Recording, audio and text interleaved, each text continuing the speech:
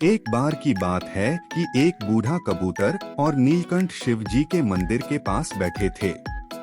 तो यह कहानी है दोस्तों भाग्य और बुद्धि की कि भाग्य और बुद्धि के बीच में सबसे बड़ा कौन है। तो बूढ़ा कबूतर और नीलकंठ के बीच में यह बात चल रही थी कि सबसे ताकतवर कौन है, भाग्य या बुद्धि। तो बूढ़े कबूतर ने बोला कि चलो मैं आपको बताता हूँ कि सबसे ताकतवर कौन है। एक बार प्राचीन समय की बात है कि ब्रह्मा जी के दरबार में भाग्य और बुद्धि दोनों बैठे थे और दोनों वाद विवाद कर रहे थे कि मैं बड़ा हूँ, मैं बड़ा हूँ। भाग्य कह रहा था मैं बड़ा हूँ, बुद्धि कह रही थी मैं बड़ी हूँ। भाग्य कहता अगर मैं किसी का साथ ना दूं तो वह तरक्की नहीं कर सकता और जिसका मैं साथ दूं वह उसके तो वारे न्यारे हो जाते हैं। और बुद्धि बोली अगर मैं किसी के पास नहीं हूँ तो उसमें सोच समझ नहीं होती, उसको कुछ पता ही नहीं लगता कि क्या सही है क्या गलत है, किस तरीके से क्या काम करना है, और वह मूर्ख रहता है, वह पागल रहता है। तो भाग्य कहता नहीं मैं ताकतवर हूँ, बुद्धि कहती नहीं मैं ताकतवर हूँ। तो ब्रह्मा जी ने बोला कि चलो एक परीक्षा लेते हैं, उससे पता चल जाएगा कि कौन सबसे ज्यादा ताकतवर है। तो भाग्य परीक्षा देने के लिए तैयार हो गया और बुद्धि भी तैयार हो गई। तो ब्रह्मा जी ने बताया कि एक चरवाहा है जो एक जंगल में रहता है और बकरियां चराने का काम करता है। तो आपको इसके हालात बदलने हैं। तो भाग्य बोलता है कि ठीक है। तो भाग्य ने अपनी चाल चली।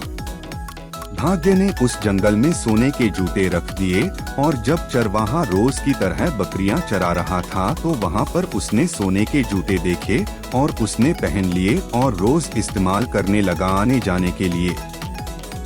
तो एक दिन क्या हुआ, एक देश का सौदागर जो बहुत बड़ा सौदागर होता है पीतल का, वह दूसरे देश जा रहा था पीतल बेचने के लिए। उसी जंगल में से जा रहा था, उसने देखा कि एक चरवाहा है और उसके पैर में तो बड़े सुंदर सोने के जूते हैं। क्यों ना मैं इसे खरीद लूं और अपने देश के राजा को दूं, राजा चंद्रबान को, वह बहुत खुश होंगे। तो उसने उस चरवाहे से पूछा कि क्या तुम मुझे यह जूते दोगे। तो वह कहता जरूर दूंगा, पर उसमें क्योंकि बुद्धि नहीं थी तो उसने बोला कि इसके बदले में मैं आपसे एक मन अनाज लूंगा। तो सौदागर खुश हुआ और वह कहता यह तो बड़ा मूर्ख है, सिर्फ एक मन अनाज के बदले में इतने महंगे महंगे और सुंदर जूते दे रहा है। तो कह रहा है ठीक है आप ले लो। एक मन अनाज के बदले में उसने जूते ले लिए और राजा को दिए। राजा बहुत खुश हुआ। राजा कहता राजा ने अपने सैनिकों को बोला कि इसको इन जूतों के बदले में इनाम के रूप में 15,000 सोने के मोरे दी जाएं। तो वह बहुत खुश हो गया। तो उसके बाद बुद्धि कहती यह देख लो इसमें बुद्धि नहीं है, उसने सिर्फ एक मन अनाज के बदले में सोने के जूते बेच दिए। तो भाग्य कहता नहीं, देखना मैं इसको सम्राट बनाकर रहूंगा। तो भाग्य ने फिर चाल चली। भाग्य ने दोबारा सोने के जूते रखे, इस बार उसमें हीरे भी जड़े थे। तो चरवाहा फिर रोज की तरह जंगल में बकरियां चरा रहा था। उसने फिर से वही जूते देखे, सोने के, उसमें हीरे भी जड़े थे। तो वह कहता है ये तो बड़े सुंदर है। उसने फिर पहन लिए और रोज इस्तेमाल करने लगा। तो उसने वह जूते रख लिए और फिर सौदागर दोबारा से एक दिन उसी रास्ते से जा रहा था तो उसने देखा कि अरे इस चरवाहे के पास तो फिर दोबारा से सोने के जूते हैं और इस बार तो और भी सुंदर है, इसमें हीरे भी जड़े हुए हैं, ये तो बड़े सुंदर है। उसने फिर पहन लिए और रोज इस्तेमाल करने लगा। तो उसने वह जूते रख लिए और फिर सौदागर दोबारा से एक दिन उसी रास्ते से जा रहा था तो उसने देखा कि अरे इस चरवाहे के पास तो फिर दोबारा से सोने के जूते हैं और इस बार तो और भी सुंदर है, इसमें हीरे भी जड़े हुए हैं। तो मैं इससे पूछता हूँ कि क्योंकि यह पिछली बार भी इसने मूर्खता दिखाई थी और सिर्फ एक मन अनाज के बदले में दे दिए थे। तो उसने पूछा और उसने एक मन अनाज के बदले नहीं। इस बार उसने बोला कि मुझे आप एक बोरी चने की दो और वह भी भुने हुए चने। तो सुदागर मान गया और उसने उसको भुने हुए चने दे दिए और पूरी एक बोरी दी। तो वह जूते लेकर फिर से राजा के पास गया और उसने राजा को जब जूते दिए उसने यह बोला कि यह मैं आपके लिए उपहार लाया हूँ। तो राजा बड़ा खुश हुआ। वह कहता है कि वाह, यह तो बड़े सुंदर जूते हैं और पिछली बार से भी बड़े सुंदर जूते हैं। तो इस बार तुम्हें क्या चाहिए? तो इस बार भी उसे धन मिला बहुत सारा। तो राजा ने पूछा कि आप यह मुझे बताओ सुदागर कि तुम यह जूते लाते कहाँ से हो? तो वह कहता अब उसके पास कोई जवाब तो था नहीं कि उसको ऐसे चरवाहे से मिले हैं ऐसे करके। तो उसने बोला कि जब मैं दूसरे देश जाता हूँ पीतल का सौदा करने तो वहाँ उस देश का जो राजा है वह बड़ा धनवान है, तो उसने मुझे ये उपहार के रूप में दिए थे। तो वह कहता है ठीक है। तो वह कहता है कि क्या उस राजा का कोई पुत्र है? तो वह कहता है नहीं, उसका तो पुत्र कहाँ से होगा, वह तो अभी कुंवारा है। उसने ऐसे ही झूठ बोल दिया। तो राजा बोलता है कि चलो मैं तुम्हें हुक्म देता हूँ कि तुम जाओ वहां पर और उस राजा से पूछो कि क्या वह मेरी पुत्री से विवाह करेगा, वह तो बड़ी सुंदर है। तो उसे 6 महीने का समय दिया गया।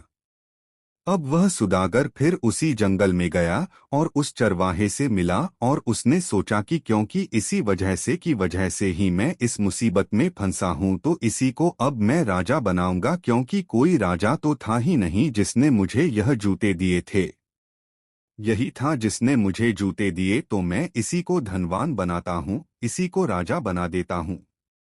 तो उसने बोला मैं तुम्हें यहाँ पर एक किला खड़ा करके देता हूँ, तुम्हें मैं राजा घोषित करूंगा और मैं तुम्हारा मंत्री बन जाऊंगा और तुम यहाँ के सबसे बड़े राजा कहलाओगे।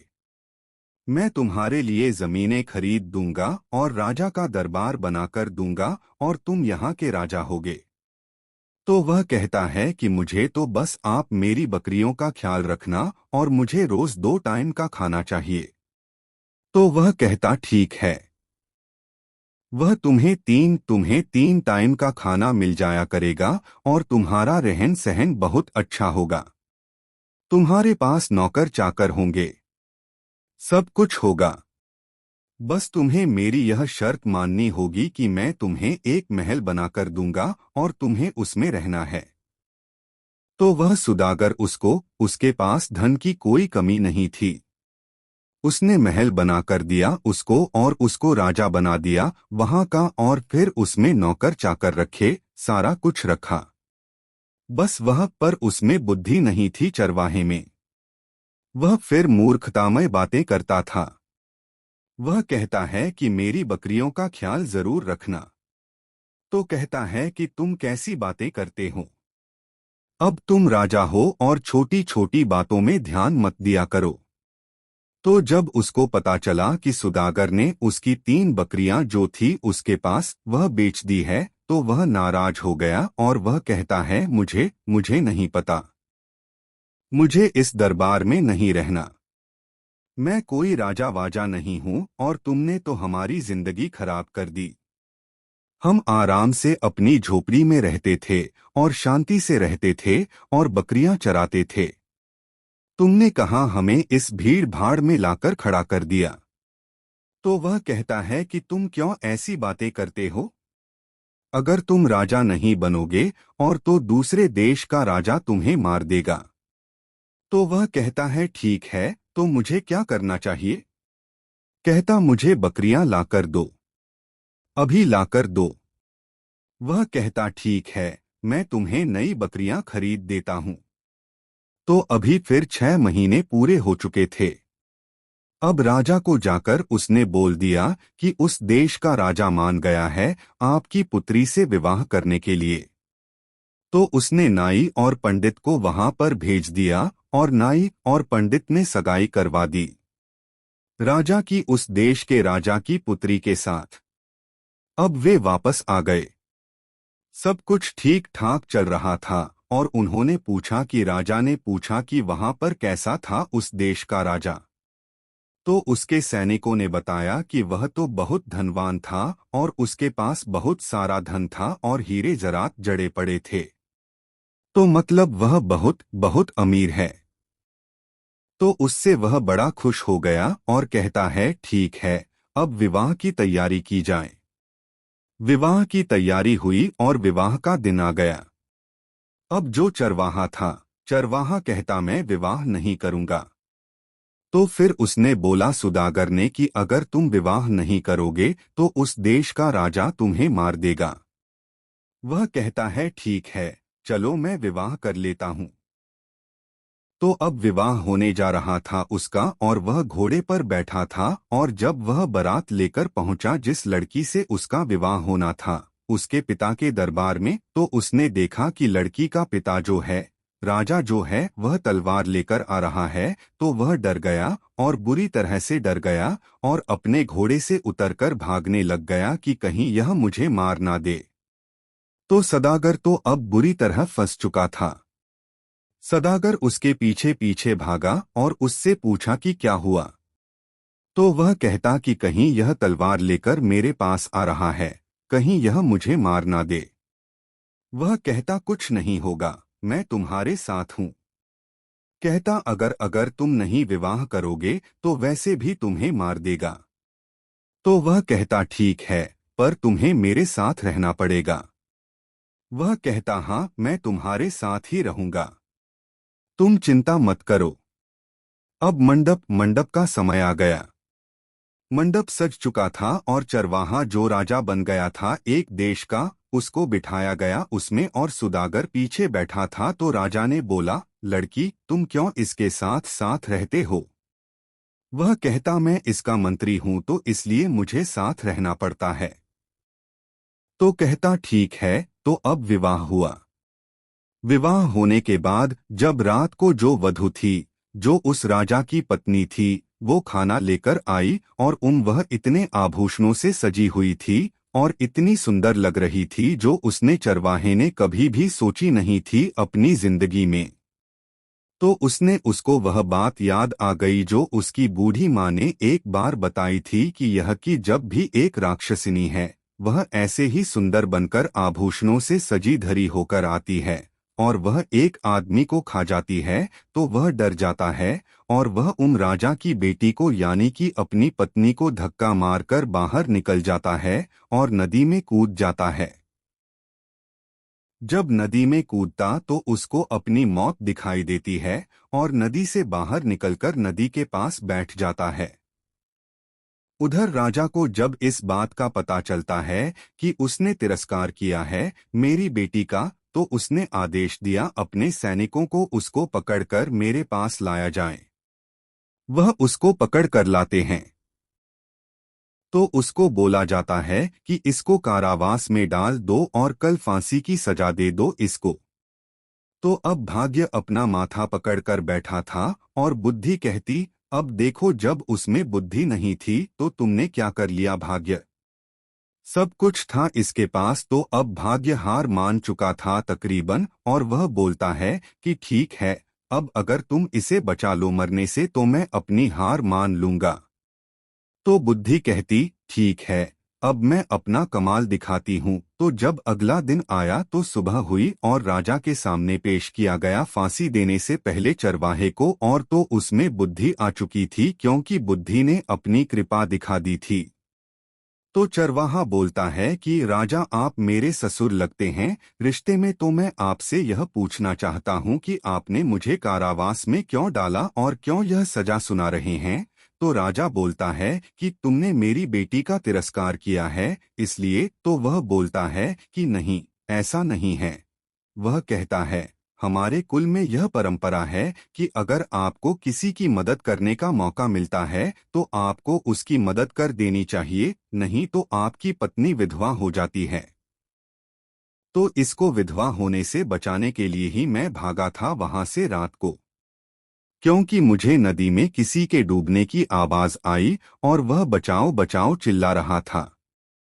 तो मैं इसलिए इसको धक्का देकर भागा था नदी की ओर। मैंने एक एक आदमी को बचाया डूबने से। तो यह सुनकर राजा खुश हो गया और उसको शाबाशी दी और माफी मांगी उससे कि मुझे माफ कर दो, मैंने तुम्हें गलत समझा। और उसको अब अपने दरबार की विरासत का आधा हिस्सा उसको उपहार के रूप में दिया और शाबाशी के रूप में दिया।